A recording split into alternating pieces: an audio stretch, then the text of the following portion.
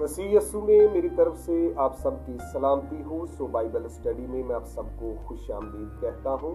मेरे अजीजों, आज हम कलाम मुकद्दस में से देखेंगे रोमियो पहला अबाब 16 ता 17 आयते मुकद्दसा मैं आपके सामने पढ़ूंगा।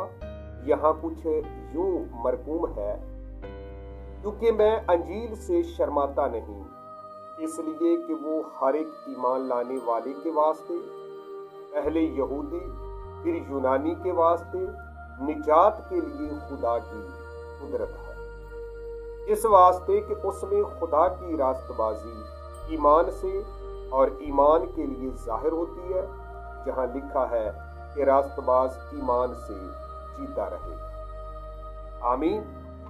मेरे अजीजों, आज हम देखेंगे कि अंजील का मतलब क्या है। अंजील बेसिकली है क्या?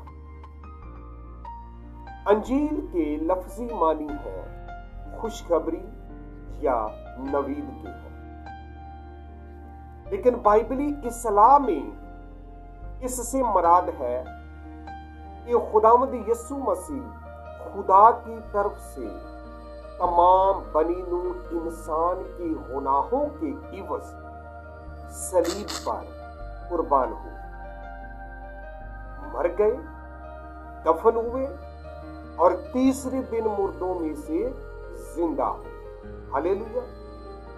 और जो कोई भी मसीह और उसकी कुर्बानी पर ईमान लाए, वो मुफ्त में रास्तबाज ठहरकर खुदा की बादशाही का हिस्सा बने, जहां वो खुदा के साथ हमेशा सकूनत करेगा। तो खुदावंद आप सबों को बड़ी बरकत दे।